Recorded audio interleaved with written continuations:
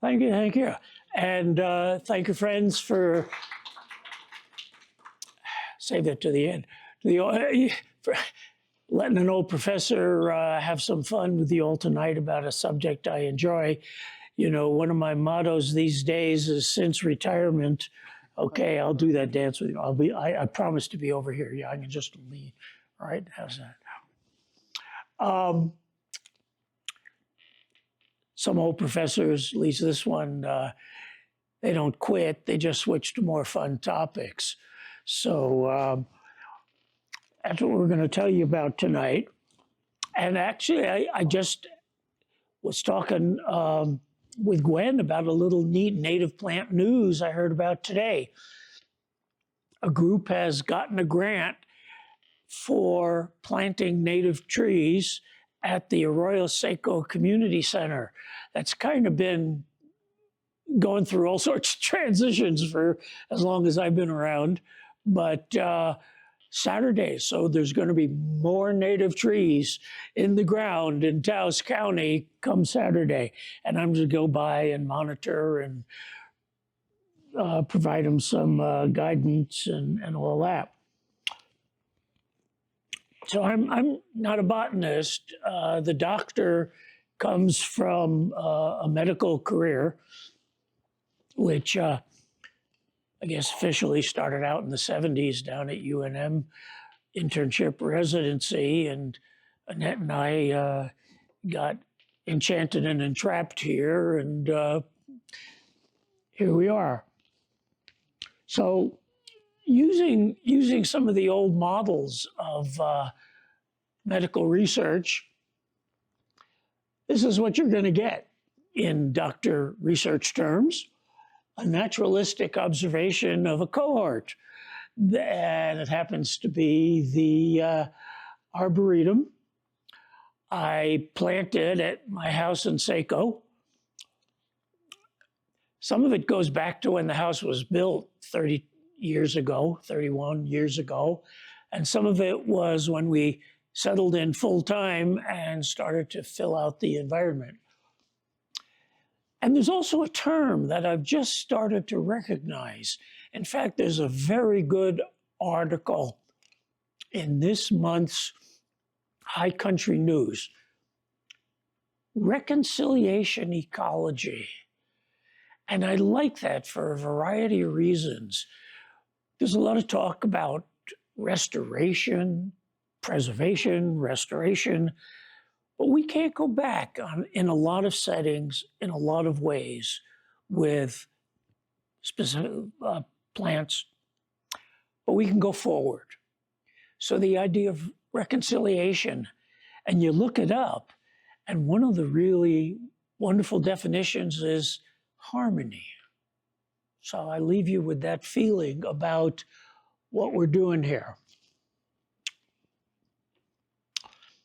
And here's sources, and also this is as far as I'll go with any kind of commercial today.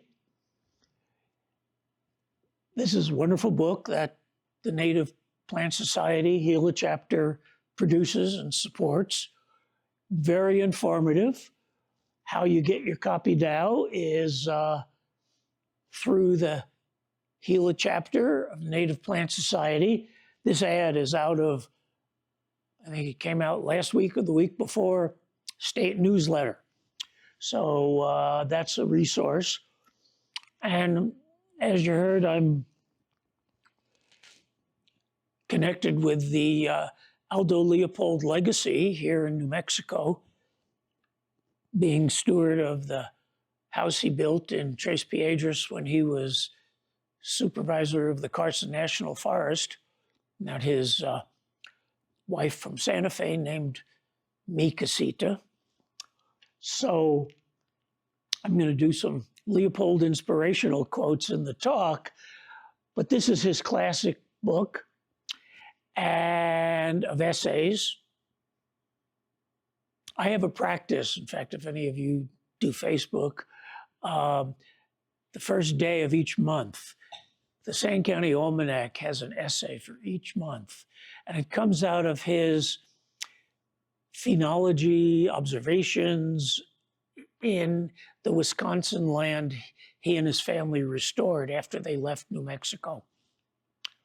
So that's what the almanac is, plus some very significant philosophy that's still considered major thinking.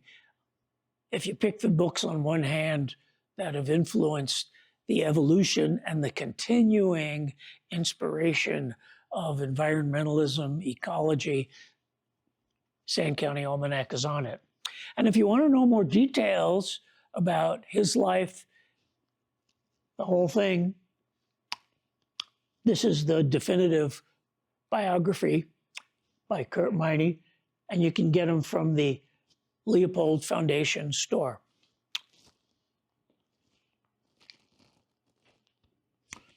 So that's our setting.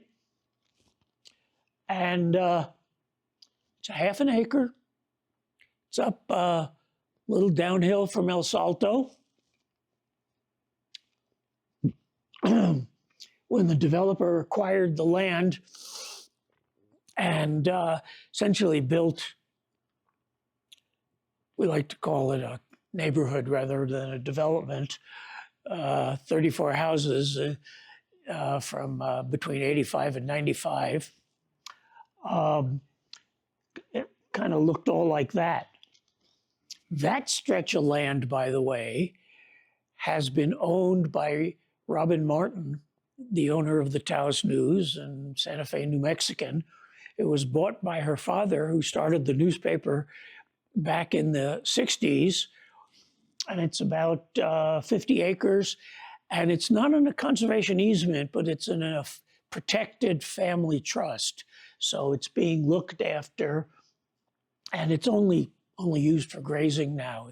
It's a beautiful piece of land. But as you can see, I've added a few things to it. Instead of the chamisa and big sage that were covering it and pretty much overgrazed. And we're going to go into what you see here. Now, a little philosophy. And I've really enjoyed the relationship with the Native Plant Society, which it goes back about 12 years now when we retired in full time. And we all know this brilliant woman, and still in this wonderful little book. And for the sake of the radio audience, there are basically two kinds of fine gardeners. One prefers everything strictly under control. Control gardeners make a plan and work hard to keep each plant in place. The other kind of gardeners are the serendipity gardeners. The garden is seen as a partnership between themselves and nature. And that's by Sally Wasowski, the writer, editor of Native Gardening in Northern New Mexico, second edition, right here and for sale through the Native Plant Society chapter. You can guess which one I have sentiments with and how I practice when you see some of the photos. Second source of inspiration philosophy or guiding philosophy, Aldo Leopold. The land ethic simply enlarges the boundaries of the community to include soils, waters, plants, and animals, or collectively, the land.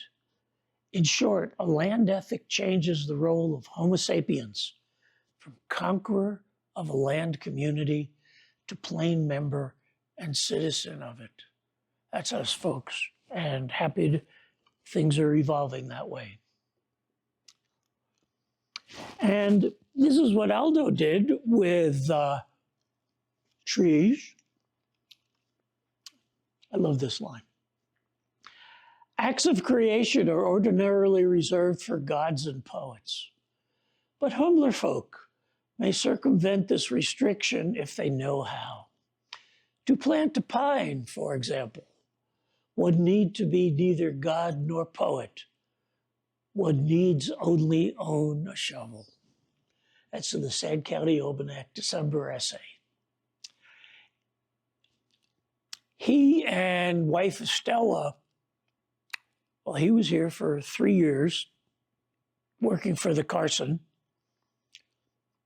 They were married in October of 1912. She's from old land grant family who at that time had moved to Santa Fe. But he almost died in 1913 on range patrol trying to enforce grazing permits up in the Jicarilla district of the Carson, April of 1913. Almost died, made it back to Santa Fe, took 16 months to recover from kidney failure.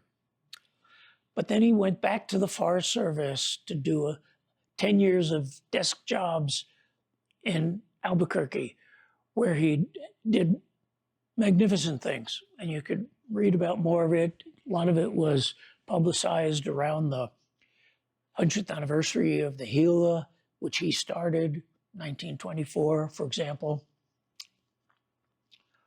In 1917, I'm going to tell you just the New Mexico stories. This was World War I. Things had changed for the Forest Service. So he went to work as secretary of the Albuquerque Chamber of Commerce and pursued all sorts of conservation initiatives, including doing some head-butting with the developers. And one of the things he did is 1,000 trees planted in Albuquerque along the river.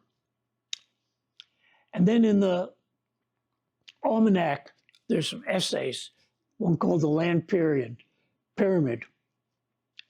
And you'll like this statement: the native plants and animals keep the energy circuit open. Others may or may not. So this is back his thinking in the 1940s about the value of native plants. And then when they moved to Wisconsin, he left the Forest Service, became professor at the University of Wisconsin. One of his first jobs was, they said, well, we've got 500 acres, which are like an arboretum. So instead of having a formal museum of trees, he said, let's have a wild institution.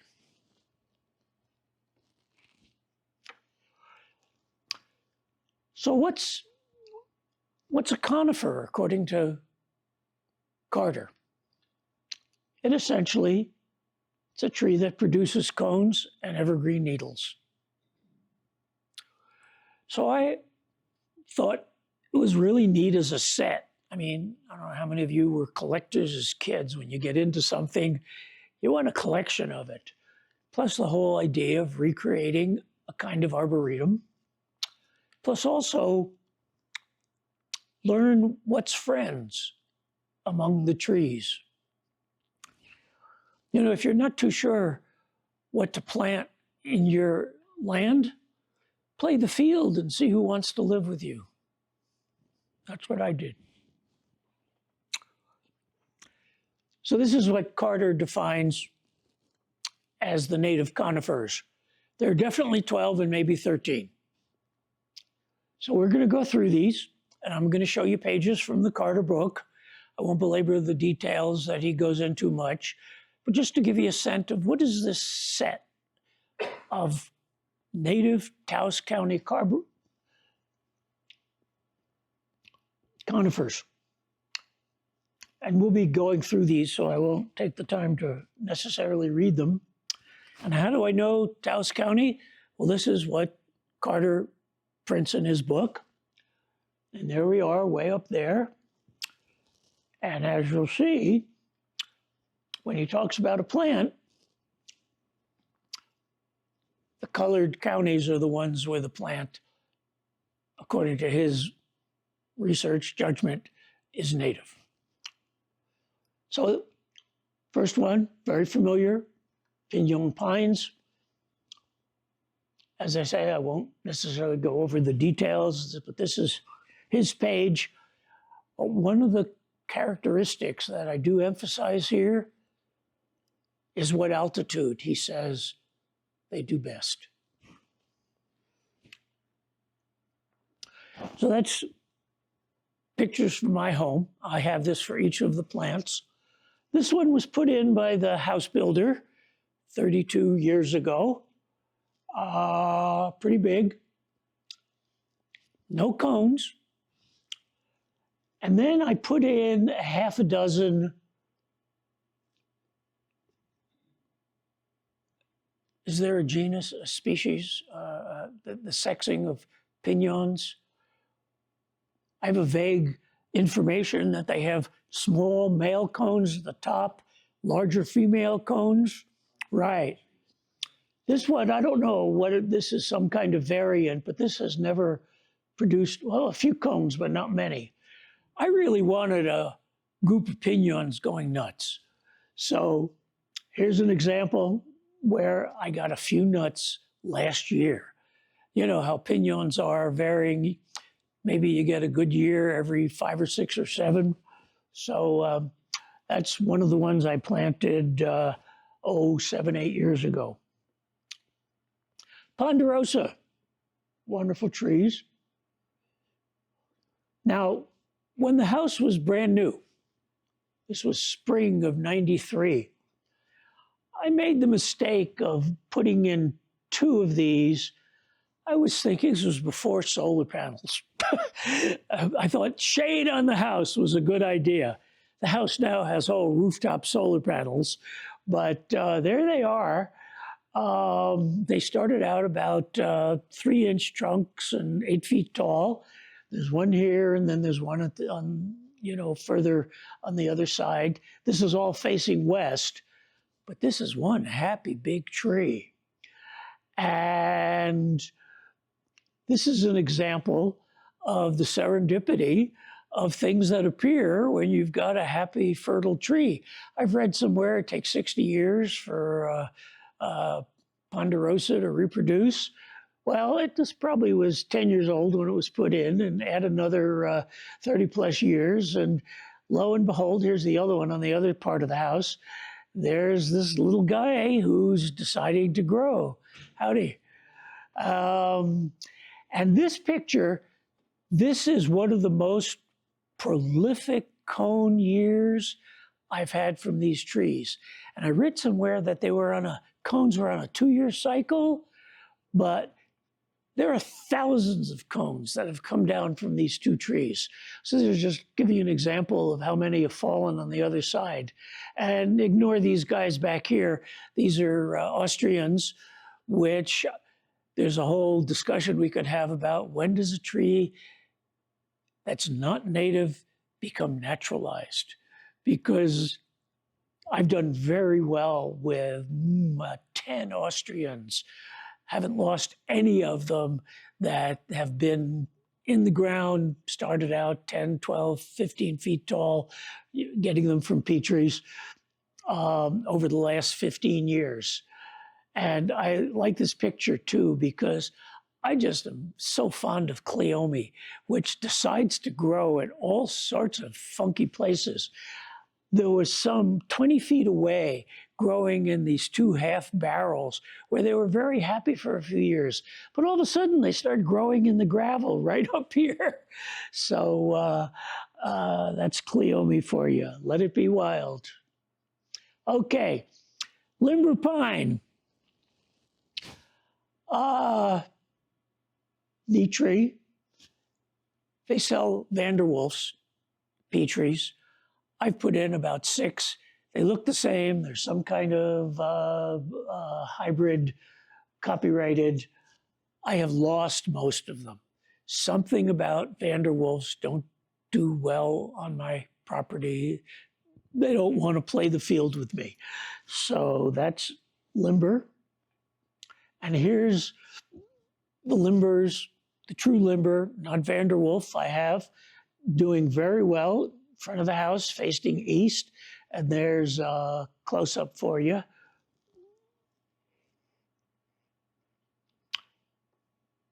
And then there's this southwestern white pine.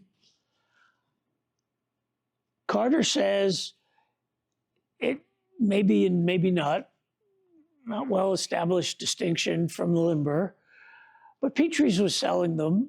So I bought two, and they were a good 11, 12 feet. And you notice now I'm down to one. And there's always the mystery of how come one's doing great, this is facing west, and the other didn't. Kind of gave up the ghost 3 years ago, and this one's been in the ground 7, 8 years. And you'll see I'm going to make a few comments about pocket gophers and how they're often very tough on tree roots. But this one was doing well for 4 or 5 years, but all of a sudden just turned on me. Treat them all the same, the same variables, and no obvious pests. And again, right next to it, the other one's doing great. And there's a close-up of it. Nice trees. Okay, bristlecone pines. Bristlecone pines. There's a way you tell bristlecones for sure that is very unusual because they're often mistaken. I have people in my neighborhood say, oh, I have a bristlecone, but you look closer and it's like a Mugo hybrid. It looks similar, put in for decorative purposes. Resin spots. And it's not a contagion. There's nothing wrong with the tree, but it naturally has these little white spots on it. Now, I gotta go into some stories about experience with bristlecones around Taos. Maybe 12 years ago, when I first joined the Native Plant Society, and Claudia Bianca, she was cool. Has anybody seen her recently or heard news? She was working, she's still living on the, Lower Los Colonias Road, still lives there? Okay, because I haven't seen her here. Anyway, but she was neat. And she asked me would I arrange some field trips, because I've been, kicking around the national forests and the woods here. So I got my way to a sharp young woman named Bonnie Woods, who was stationed in Tres Piedras with the Forest Service. One of the field trips she took us on was to the Valle Vidal. And she said, when we drove past it, we did something. There's a preserve up there of bristlecone pines. And it's got kind of an orange fence around it. There are maybe, a few hundred trees. But she said, these are just teenagers. They're only 1,000 years old. But there's a preserve up there high in the Valle Vidal. And on that same trip, I got his permission to tell this story. Professor John, Bonnie took us to a place where they were doing some, preservation of ponderosas. And John told his story of why ponderosas don't have any branches below 6 feet. It's a magnificent story. I won't even pretend to reproduce it, but if you want to get him to do it for us sometime, he agreed to just now.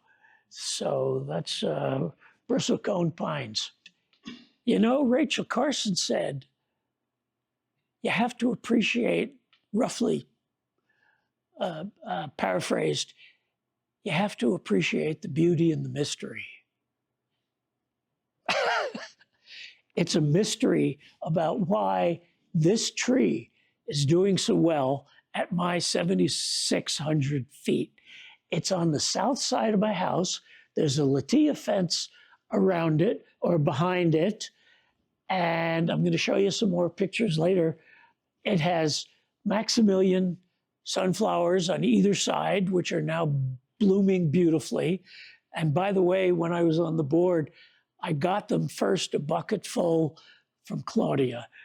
She said, Richard, come over to my house. It was like November or something. And she said, I've got a cool native plant. I want to give you some. So I planted them and they've really thrived. And these are some of the Austrians I mentioned. And these are as a close-up. And if you look close, you can see some of the resin spots. I do supplement watering, yes. I have a about 2,000 gallons of catchment water. I have a big cistern, but I have watered this tree much less than the others. Let me tell you how I got it. So when I first was into this plan, and I bought several of the trees from Petrie's. So half joking, I wasn't sure I could get one. I went over to Mike, it's March or April, and I said, "Hey, Mike, I'm looking for a bristlecone pine." And if you know Mike, Oklahoma guy, he kind of strokes his chin, and he said, "Richard, I got one left over from last year in a big pot. It's yours for half price." Came from Oregon. It was in a 4-foot by 4-foot by 4-foot tall pot. The tree itself was 4 feet tall. His guys came and planted it for me there. I picked out the spot. And you tell me, it's the mystery. And I've watered it very little. Now, I do water the Maximilian, so it gets peripheral water around somewhat, but much, much less, especially the first year or 2 or 3 of a new tree in the ground. You want to water them a lot. So there you be, folks, some of the story. Now, for what I'm going to tell you about later, notice this rock. You'll hear more about it later. But as you can tell, I'm absolutely fond of this tree.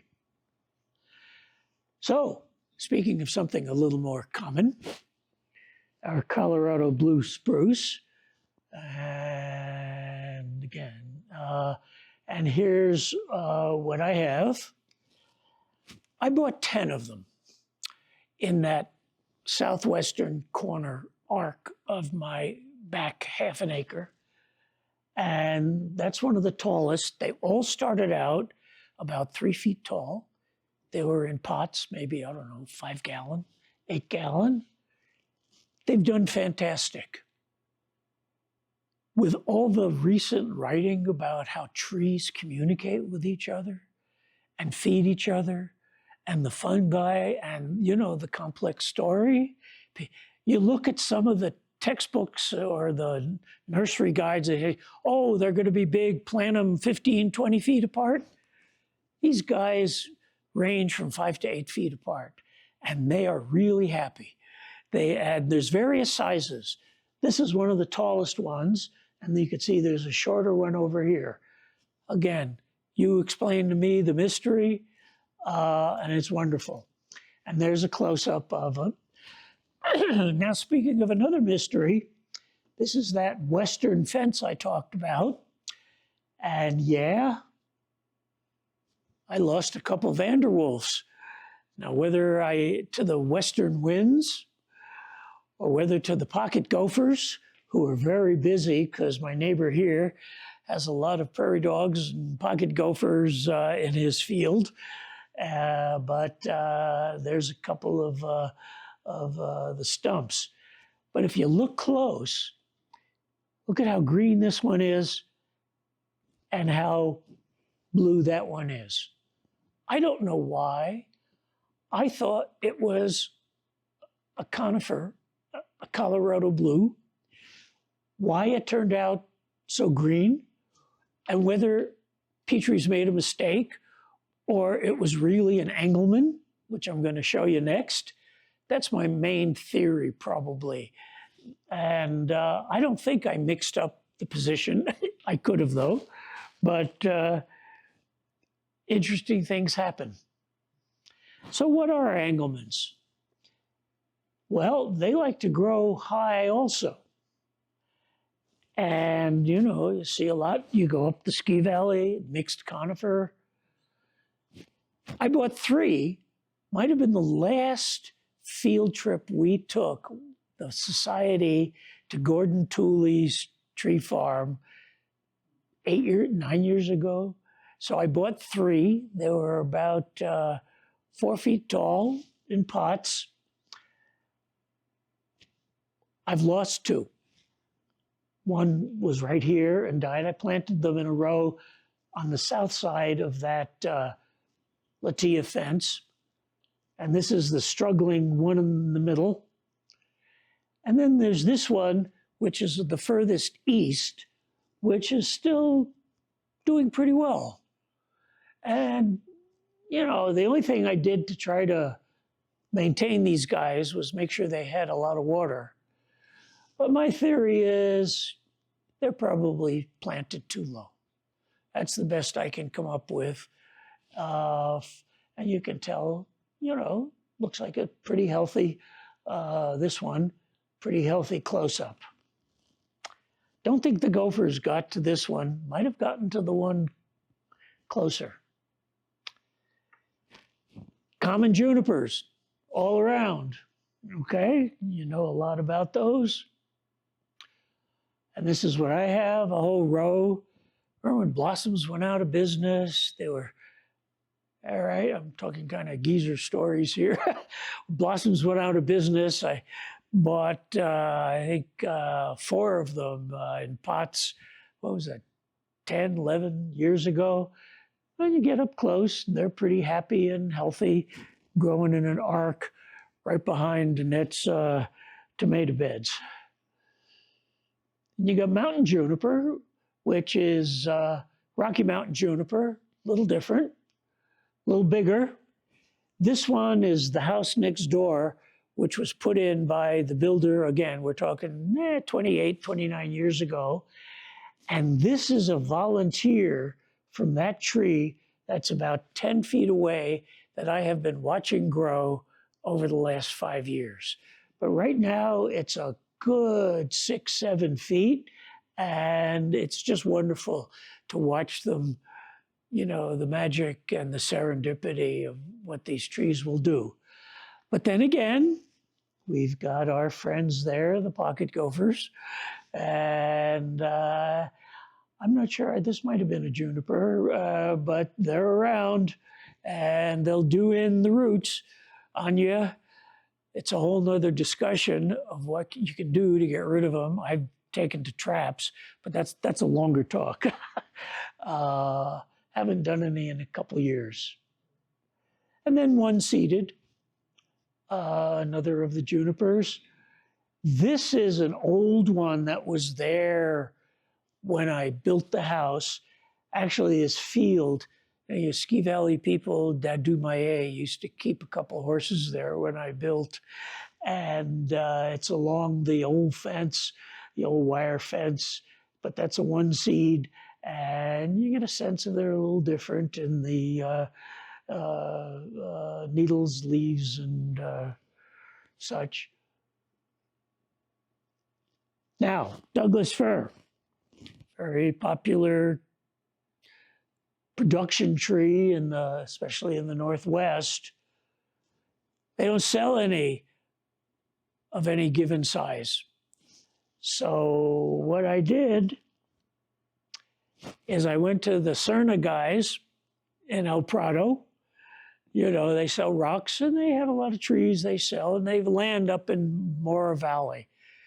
So I asked them, can you get me a pretty good sized Douglas? And they said, sure. And they came up with one that was about 8 feet tall. And this is, put her in the ground, again, 6, 7 years ago. And she's doing pretty well. This is one tree that I do actively water, for example. But this is pretty healthy. This is current appearance. And I'm glad for it. White firs, very handsome tree. Nice tree to live with. And these are mine. I've got 2 about this size. They're on the east side of the house.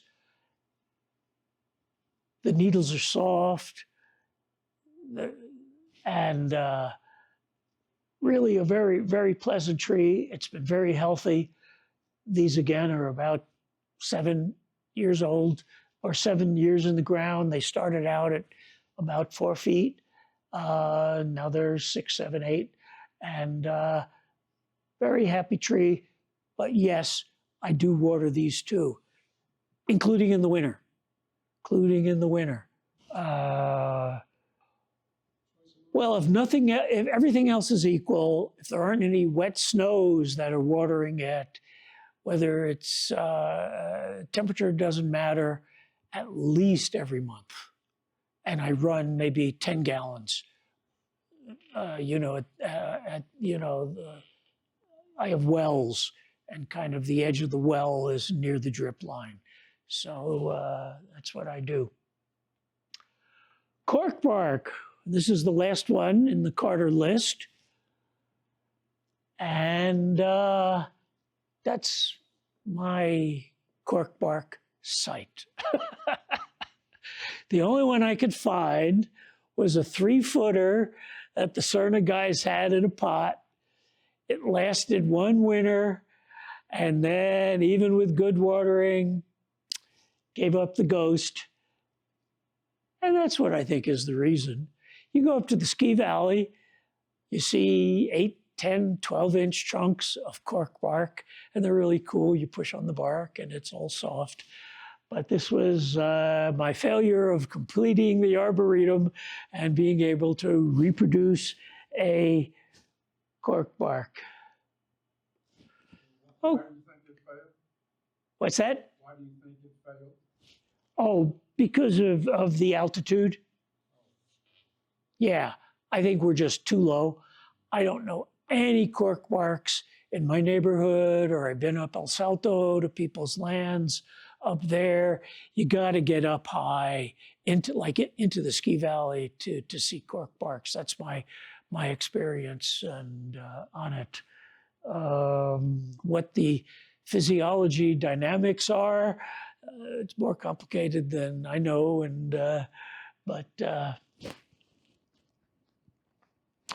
so this is the bristlecone pine. This is looking south. This is a couple of days ago. And the tree is in here. And this is what the Maximilians are doing. And there's a blue spruce. That's an Austrian over there. And this is looking straight west. And remember, there's that stone I asked you to notice. And again, Austrians there. And the bristlecone is in there and really happy. Talk about, do the trees have friends? Now, we got a few minutes, and I'm going to leave you with something to remember till we're meeting again back in the spring.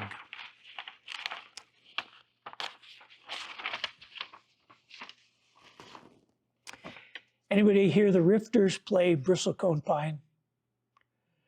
They were doing it more 5, 10, 15 years ago. I've heard Don say,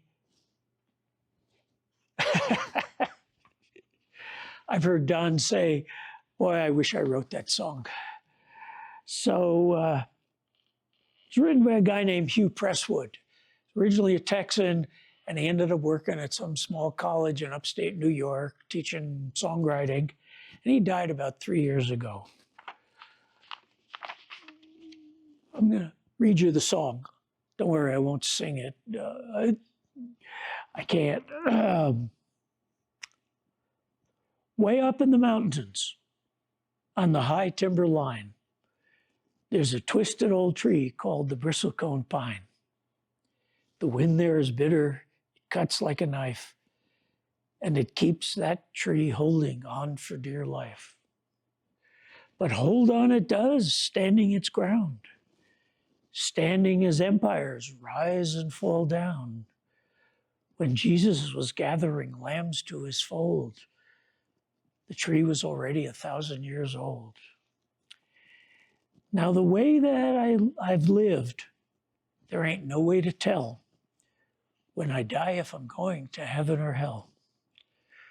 So when I'm laid to rest, it would suit me just fine to sleep at the feet of the bristlecone pine, to sleep at the feet of the bristlecone pine.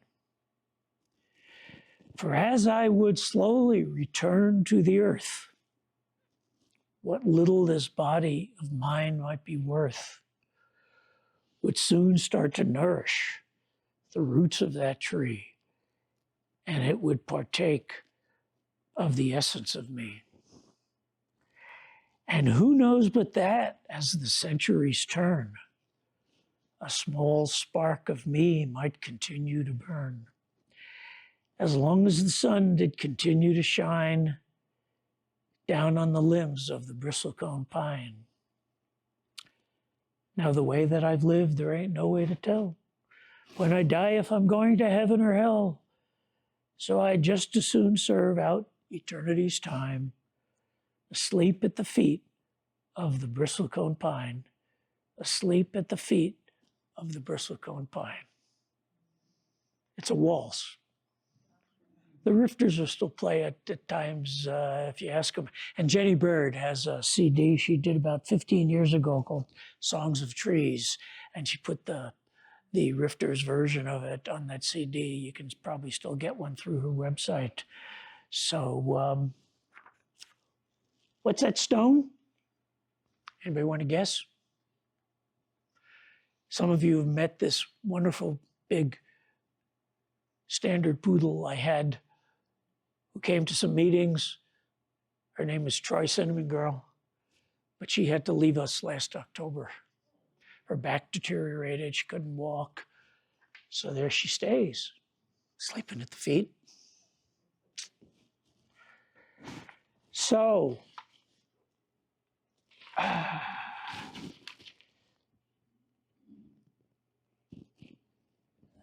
anybody have any comments or questions or want to contact me for something?